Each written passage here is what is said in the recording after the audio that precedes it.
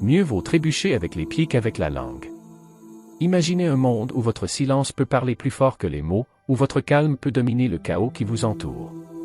Aujourd'hui, nous plongeons dans l'art du silence, un concept si puissant et pourtant si sous-estimé dans notre monde bruyant et trépidant.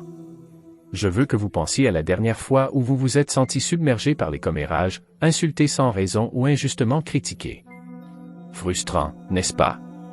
Imaginez maintenant gérer ces moments avec un tel sang-froid que vous en ressortez non seulement indemne, mais plus fort, plus digne et en paix. Il ne s'agit pas seulement de rester silencieux. Il s'agit d'exploiter le pouvoir du silence comme réponse stratégique, outil de croissance personnelle et chemin vers la paix intérieure. Le stoïcisme nous enseigne que parfois, la déclaration la plus percutante que nous puissions faire est tout simplement de ne pas réagir, de laisser notre silence parler. Il s'agit d'être si fermement enraciné dans ses valeurs et son estime de soi que les tempêtes de la vie ne peuvent pas vous ébranler. Donc, si vous êtes fatigué du cycle sans fin de réactions, de représailles et de regrets, restez avec moi. Aujourd'hui, nous allons explorer comment transformer votre silence en force, comment rester stoïque au milieu des tumultes de la vie et comment parfois ne rien dire du tout peut tout dire. Et avant de plonger dans ce voyage de force silencieuse, n'oubliez pas d'appuyer sur le bouton d'abonnement et de rester avec nous tout au long de la vidéo. Chaque instant est un pas de plus vers la maîtrise de l'art du silence stoïque et la transformation de votre vie. Premièrement, lorsqu'il s'agit de ragots. Imaginez que quelqu'un répande une rumeur à votre sujet et qu'elle vole d'une personne à l'autre comme une traînée de poudre. Votre nom est chuchoté dans les couloirs, tapé dans les chats et vous vous tenez là dans l'œil du cyclone, ressentant cette envie d'intervenir et de corriger chaque mot mal entendu, chaque histoire exagérée. Mais attendez, le stoïcisme nous apprend à prendre du recul. Pourquoi? Parce que lorsque nous nous engageons dans les commérages, nous leur donnons plus d'énergie, plus de vie. Pensez plutôt au pouvoir du silence. En n'ajoutant pas votre voix à la cacophonie, vous privez le commérage de son essence même, l'attention. Maintenant, je ne dis pas que c'est facile. Il est difficile d'entendre des mensonges et de ne pas se défendre. Mais considérez ceci, votre tranquillité d'esprit, votre tranquillité intérieure vaut infiniment plus que la satisfaction passagère de corriger une rumeur. Le stoïcisme ne nous demande pas d'être passif, mais d'être stratégique. Dans le silence, il y a de la force. Dans la non-réaction, il y a le pouvoir. N'oubliez pas que les personnes qui comptent, celles qui vous connaissent vraiment, ne se laisseront pas influencer par des paroles en l'air. Et ceux qui croient les ragots, eh bien, ce n'est pas votre affaire. Concentrez-vous sur vos actions, votre caractère, votre intégrité, ce sont eux qui vous définissent vraiment, pas les murmures des détracteurs. Alors, la prochaine fois que vous serez tenté de vous attaquer de front au commérage, prenez un moment, respirez, rappelez-vous votre armure stoïque, embrassez le silence et observez le pouvoir qu'il vous donne. Dans ce silence, vous n'évitez pas seulement la négativité, vous vous élevez au-dessus d'elle. Vous choisissez un chemin de dignité, de respect de soi et, en fin de compte, de paix. Deuxièmement, naviguez dans la tempête d'insultes avec une sagesse stoïque. C'est quelque chose auquel nous avons tous été confrontés à un moment ou à un autre. Ces mots tranchants qui semblent aller un peu trop loin, cette piqûre qui s'attarde un peu trop longtemps. Que ce soit en personne, en ligne ou même subtilement déguisée en blague, les insultes peuvent ébranler même les plus robustes d'entre nous. Lorsque quelqu'un vous insulte, il en révèle souvent plus sur son caractère que sur le vôtre. Leurs paroles sont le reflet de leur propre lutte, de leurs insécurités ou même simplement d'une erreur de jugement momentanée. Le stoïcisme nous apprend à voir cela clairement, à nous séparer du venin de leurs mots, et à trouver un lieu de force intérieure si profonde que ces mots perdent tout simplement leur pouvoir. Mais comment? D'abord, en reconnaissant que la seule opinion vraiment capable de vous définir est la vôtre. Vous êtes le capitaine de votre âme, le maître de votre destin. Lorsque vous recevez des insultes, vous avez le choix.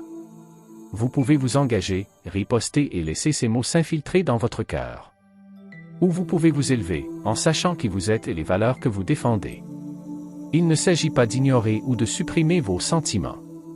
Il s'agit de les reconnaître, de comprendre pourquoi l'insulte fait mal, puis de choisir de ne pas lui accorder le pouvoir de perturber votre paix. Il s'agit de répondre, pas de réagir.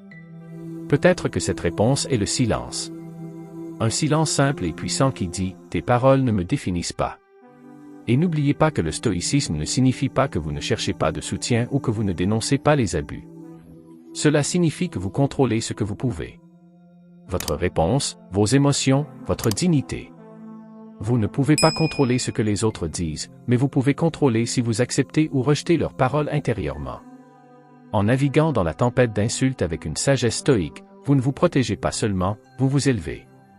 Vous vivez une vie qui n'est pas secouée par les caprices des opinions des autres, mais qui est ancrée dans un sens profond et inébranlable du respect de soi et de la tranquillité intérieure. Numéro 3. Lorsqu'il s'agit de gérer la colère. Se sentir en colère n'est pas le problème. C'est une réponse naturelle à ce qu'on perçoit comme des torts ou des injustices. Le vrai défi est là où le stoïcisme intervient, c'est de gérer la façon dont nous réagissons à cette colère. C'est comme ça. Imaginez la colère comme un feu ardent. Si rien n'est fait, il peut consommer tout sur son passage. Mais si nous l'abordons avec l'état d'esprit calme et posé d'un stoïcien, nous pouvons contenir le feu et l'utiliser pour éclairer plutôt que détruire. Alors, comment faisons-nous cela? Cela commence par une pause. Cela peut sembler trivial, mais c'est incroyablement puissant. Dans ce moment de pause, vous créez un espace entre le déclencheur et votre réponse. Vous vous donnez la possibilité de choisir comment réagir, plutôt que d'être emporté par le raz-de-marée de la colère. Maintenant, dans cet espace, demandez-vous, pourquoi suis-je en colère? Le stoïcisme nous apprend à regarder sous la surface. Souvent, notre colère provient d'un sentiment de douleur, de menace ou d'injustice. Mais en comprenant sa racine, nous pouvons nous attaquer aux problèmes sous-jacents plus efficacement que si nous nous contentions de nous déchaîner. C'est là que cela devient encore plus intéressant. Le stoïcisme ne nous demande pas seulement d'examiner notre colère. Il nous invite à nous interroger sur sa validité. Notre perception est-elle exacte? Avons-nous bien interprété la situation? En remettant en question nos hypothèses, nous pourrions découvrir que notre colère est basée sur un malentendu ou une perspective biaisée. Mais que se passe-t-il si la colère est justifiée? Le stoïcisme ne dit pas que nous devrions le supprimer. Au lieu de cela, il propose le concept de colère constructive. Oui, il y a une telle chose. C'est la colère qui est contrôlée, dirigée et utilisée pour un changement positif. Pensez Y comme à un outil, pas à une arme. Cela peut nous motiver à lutter contre les injustices, à nous défendre ou à apporter des changements importants dans nos vies. Pourtant, même la colère justifiée ne devrait pas nous contrôler. Le philosophe stoïcien Sénèque a comparé la colère à une folie passagère. Ainsi, bien que nous puissions reconnaître notre colère et l'utiliser de manière constructive, nous ne devons pas la laisser obscurcir notre jugement ou dicter nos actions. En pratiquant ces principes stoïciens, nous ne devenons pas sans émotion. Nous devenons maîtres de nos émotions. Nous apprenons à réagir à la colère par la raison, la sagesse et l'intégrité. Et ce faisant, non seulement nous évitons de nous faire du mal à nous-mêmes et aux autres, mais nous cultivons également la paix intérieure et la résilience. Quatrièmement, lorsqu'il est critiqué injustement. Lorsque vous faites face à des critiques injustes, le stoïcisme vous encourage à faire une pause et à respirer profondément. Il ne s'agit pas de répression.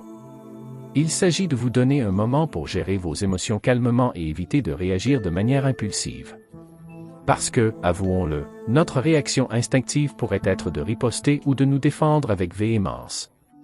Cependant, le stoïcisme nous enseigne qu'il y a un pouvoir immense à choisir notre réponse de manière réfléchie. Maintenant, imaginez que quelqu'un vient de vous critiquer injustement. Votre première réaction pourrait être de le contester, de remettre les pendules à l'heure. Mais voici une tournure stoïcienne. Posez-vous la question suivante, cette critique, vraie ou non, définit-elle qui je suis? N'oubliez pas que votre valeur et votre estime de soi ne dépendent pas des opinions ou des jugements des autres. Le stoïcisme donne la sagesse que notre identité et notre intégrité fondamentale restent intactes, indépendamment de toute évaluation externe. Ensuite, considérez la source de la critique. Le stoïcisme nous incite à réfléchir sur les intentions et les perspectives du critique. Souvent, la critique injuste concerne davantage les perceptions du critique, ses insécurités ou ses propres luttes internes que vous. En comprenant cela, vous pouvez voir la critique pour ce qu'elle est vraiment. C'est le reflet du critique, pas de vous. Mais c'est là que le stoïcisme ne signifie pas la passivité. S'il y a un noyau de vérité dans la critique, même si elle est délivrée injustement, utilisez-la comme une opportunité de croissance. Analysez-le objectivement. Y a-t-il quelque chose de précieux que vous pouvez apprendre? Quelque chose que vous pouvez améliorer? Le stoïcisme nous encourage à utiliser chaque expérience, même les plus désagréables, comme matière à développement personnel. Parlons maintenant du maintien de votre tranquillité. Le stoïcisme enseigne que votre tranquillité d'esprit est primordiale et ne doit pas être facilement perturbée par des événements extérieurs, y compris la critique. En détachant votre bien-être émotionnel des opinions des autres, vous protégez votre paix intérieure des marées fluctuantes de louanges et de blâme. Numéro 5. Lorsqu'il s'agit de faire face à un sinistre. La perte est une partie inévitable de notre expérience humaine, qu'il s'agisse de la perte d'un être cher, d'une relation, d'un emploi ou même d'un aspect de notre identité. C'est brut, c'est réel, et cela peut être profondément douloureux. Mais ici, au milieu de notre chagrin et de notre chagrin, le stoïcisme offre une lueur d'espoir et de résilience. Le stoïcisme reconnaît la douleur de la perte. Il ne nous demande pas de réprimer notre chagrin ou de prétendre qu'il ne fait pas mal. Au lieu de cela, il nous offre un cadre pour gérer notre perte de manière plus saine et constructive. Il nous rappelle que même si nous ne pouvons pas contrôler ce que nous perdons, nous pouvons contrôler la façon dont nous réagissons à cette perte. Imaginez que vous venez de subir une perte importante. Le monde a l'impression de s'effondrer sous vos pieds. C'est ici que le stoïcisme vous invite à faire une pause et à respirer.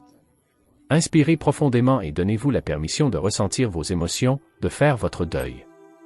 Mais comme vous le faites, rappelez-vous, vos émotions sont des réponses naturelles, pas des ordres.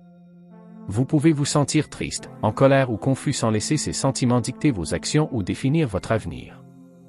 Maintenant, voici une façon profondément stoïque de voir la perte. En tant qu'opportunité de croissance, chaque perte, aussi dévastatrice soit-elle, apporte avec elle les graines de nouveaux départs, de nouvelles forces et d'une nouvelle sagesse. Demandez-vous ce que cette perte peut m'apprendre. Comment cela peut-il m'aider à grandir? Il ne s'agit pas de trouver des réponses immédiates ou des points positifs. Il s'agit de s'ouvrir à la possibilité que, même dans les moments les plus sombres, il y a un potentiel de lumière. Le stoïcisme nous enseigne également l'impermanence, nous rappelant que la perte fait naturellement partie du cycle de la vie. Tout et tous ceux que nous chérissons nous sont prêtés, pour ainsi dire. En intériorisant ce concept, nous pouvons apprendre à apprécier plus profondément nos bénédictions pendant que nous les avons et à les lâcher avec grâce le moment venu. Le stoïcisme nous encourage à nous pencher sur notre communauté pendant les périodes de perte. Partager notre douleur, permettre aux autres de nous soutenir et, en retour, offrir notre soutien à ceux qui sont en deuil peut être incroyablement guérisseur. N'oubliez pas qu'être stoïque ne signifie pas faire cavalier seul. Cela signifie être assez sage et courageux pour se connecter avec les autres, même dans nos moments les plus vulnérables. En adoptant le stoïcisme, nous ne minimisons pas notre perte ou ne nions pas notre douleur. Au lieu de cela, nous apprenons à naviguer dans notre chagrin avec dignité, en retrouvant notre chemin vers la paix et l'équilibre dans le temps. Nous reconnaissons la blessure, mais nous reconnaissons également notre capacité à nous rétablir, à trouver un sens et à poursuivre notre voyage avec une force et une sagesse renouvelées. Numéro 6. Lorsque nous sommes confrontés à l'injustice, notre première impulsion peut être de réagir avec indignation ou désespoir. Ce sont des réponses humaines naturelles. Cependant, le stoïcisme nous invite à prendre du recul et à évaluer la situation avec clarté et sang-froid. Cela ne signifie pas que nous devenons indifférents ou passifs. Au contraire, nous choisissons une réponse qui est alignée sur nos valeurs et nos principes, et qui n'est pas dictée par nos impulsions.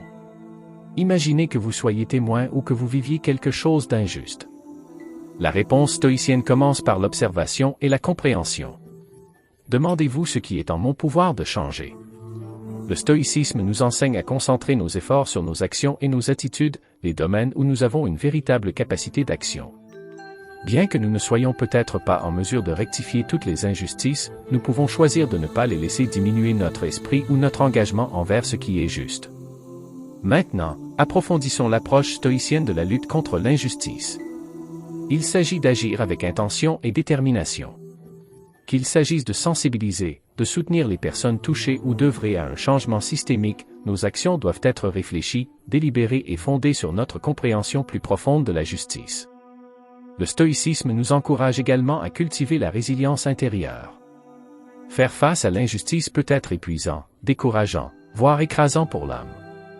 Mais rappelez-vous, votre citadelle intérieure, votre noyau de force stoïque, reste intact. vous pouvez être témoin ou faire l'expérience de l'injustice tout en conservant votre paix intérieure et votre intégrité. Il ne s'agit pas de fermer les yeux. Il s'agit de ne pas laisser le chaos extérieur perturber votre harmonie intérieure. De plus, le stoïcisme nous rappelle le pouvoir de la communauté et de l'humanité partagée. L'injustice nous isole souvent, nous fait nous sentir seuls dans notre lutte. Mais n'oubliez pas que nous faisons partie d'une plus grande tapisserie humaine. Se connecter avec les autres, être solidaire et puiser dans la force et la sagesse collective peut être profondément stimulant. En adoptant une approche stoïque de l'injustice, nous trouvons une voie équilibrée pour aller de l'avant. Nous n'agissons pas sous l'effet d'une colère ou d'un désespoir impulsif, mais à partir d'une force mesurée et fondée sur des principes. Nous reconnaissons nos émotions sans les laisser nous submerger. Nous nous concentrons sur ce que nous pouvons faire, aussi petit soit-il, pour contribuer à la justice et à l'équité. Numéro 7. Naviguer sur les mers de l'ignorance avec une grâce stoïcienne face à l'ignorance. Notre première réaction peut être d'argumenter, de corriger ou même de minimiser le point de vue de l'autre personne. Il est naturel de vouloir remettre les choses en ordre. Cependant, le stoïcisme nous invite à faire une pause et à aborder la situation différemment. Au lieu de voir l'ignorance comme une bataille à gagner, voyez-la comme une opportunité, une occasion de pratiquer la patience, l'empathie et la compréhension. Imaginez que vous êtes dans une discussion et que quelqu'un présente un point de vue qui n'est pas seulement différent, mais manifestement mal informé. L'approche stoïcienne. D'abord, écoutez. Écoutez vraiment. Essayez de comprendre d'où vient cette personne. Quelles expériences ou quelles craintes pourraient façonner leurs opinions? En écoutant vraiment, vous n'approuvez pas leur ignorance. Vous vous donnez simplement l'espace nécessaire pour réagir de manière réfléchie plutôt que réactive. Ensuite, demandez-vous s'il s'agit d'un moment d'enseignement ou d'un moment d'apprentissage. Parfois, la réponse la plus stoïque est d'offrir des informations avec douceur et respect, sans attente ni attachement aux résultats. D'autres fois, il peut être plus productif de poser des questions, d'apprendre pourquoi ils ont ces points de vue, ou même de réfléchir à ce que cette rencontre vous enseigne sur la patience et l'humilité. Mais que se passe-t-il si l'ignorance à laquelle vous êtes confronté est nuisible ou dangereuse? Le stoïcisme ne nous demande pas d'être passif face à l'injustice ou à la désinformation. Dans ces situations, vous pouvez toujours prendre position, exprimer vos préoccupations ou fournir des informations correctes. La clé est de le faire avec sang-froid, sans laisser la colère ou la frustration prendre le volant. Le stoïcisme nous rappelle également de choisir judicieusement nos batailles. Toutes les déclarations ignorantes n'ont pas besoin d'être corrigées. Parfois, la réponse la plus gracieuse et la plus efficace est de simplement s'éloigner en conservant votre énergie pour des discussions ou des actions plus fructueuses. Et n'oubliez pas que naviguer sur les mers de l'ignorance ne consiste pas seulement à traiter avec les autres. Il s'agit aussi de se confronter à nos propres angles morts. Le stoïcisme nous enseigne à être des apprenants tout au long de la vie, toujours ouverts à élargir notre compréhension et à remettre en question nos hypothèses. 8. Le silence stoïcien au milieu des vantardises. Lorsque quelqu'un se vante, il cherche souvent la validation ou l'admiration de ceux qui l'entourent. Ce besoin d'approbation externe peut provenir de l'insécurité ou d'un désir d'être perçu comme ayant réussi aux yeux des autres. Le stoïcisme nous apprend à sympathiser avec ce besoin sans nous laisser emporter par lui. N'oubliez pas que la vraie valeur et le contentement viennent de l'intérieur, et non des accolades ou de la reconnaissance extérieure. Imaginez maintenant que vous êtes dans une situation où les vantardises volent à toute vitesse. L'approche stoïcienne n'est pas de rabaisser ou de confronter, mais d'écouter tranquillement et de réfléchir intérieurement. En choisissant le silence, vous ne cédez pas à l'envie compétitive de surpasser le vantard ou de valider son besoin d'attention. Au lieu de cela, vous restez fidèle à vos valeurs, en vous concentrant sur votre propre chemin et votre estime de soi. Ce silence est loin d'être passif. C'est un choix actif et puissant. Cela en dit long sur votre confiance et votre assurance. Cela montre que vous n'avez pas besoin de vous joindre au cœur de l'autosatisfaction pour vous sentir en sécurité dans vos réalisations ou votre valeur. De plus, ce silence permet d'observer, d'apprendre sur les autres, et peut-être de comprendre ce qui motive leur besoin de se vanter. Mais que se passe-t-il si la vantardise devient trop forte, virant à l'arrogance ou même au mensonge? Même ici, le stoïcisme nous conseille de peser soigneusement notre réponse. Si une réponse est nécessaire, elle doit être mesurée, gentille et enracinée dans la vérité, et non motivée par un désir de dégonfler ou d'humilier. Embrasser le silence face à la vantardise offre également un moment d'introspection. C'est l'occasion d'examiner nos réactions et de nous demander pourquoi la vantardise nous affecte. Sommes-nous en insécurité, compétitifs ou négligés? En comprenant nos émotions, nous pouvons répondre à nos propres besoins et insécurités plus efficacement qu'en nous engageant dans une bataille d'ego. En pratiquant le silence stoïcien au milieu des vantardises, nous cultivons la paix intérieure, l'humilité et une confiance profonde qui ne dépend pas d'une validation externe. Nous apprenons à apprécier notre propre valeur sans avoir besoin de la diffuser, et nous offrons aux autres l'espace pour s'exprimer même si leur façon de faire ne résonne pas avec nous. 9. L'art stoïcien du silence au milieu de rumeurs infondées. Imaginez que vous entendez une rumeur sur vous-même. Quelque chose de faux, peut-être même dommageable. La réponse stoïcienne n'est pas de se précipiter dans la mêlée, en combattant rumeur par contre-rumeur. Au lieu de cela, vous faites une pause, vous respirez et vous vous souvenez. Votre valeur n'est pas déterminée par les paroles des autres. En choisissant le silence, vous ne concédez pas la défaite, vous vous élevez au-dessus de la mêlée, conservez votre énergie et maintenez votre paix. Ce silence n'est pas une question d'inaction ou de passivité. C'est un choix conscient et puissant. Il s'agit de savoir quand parler et quand laisser vos actions et votre caractère parler d'eux-mêmes. Souvent, les rumeurs perdent leur pouvoir lorsqu'on ne leur donne pas l'oxygène de l'attention. Dans le calme de votre silence, la vérité peut éventuellement faire surface sans votre intervention. Mais qu'en est-il de l'impact de ces rumeurs? Le silence ne sera-t-il pas considéré comme un aveu? C'est là que le stoïcisme offre une profonde sagesse. Cela nous enseigne que ceux qui nous connaissent, qui comprennent vraiment notre caractère, ne se laisseront pas influencer par des oui-dire.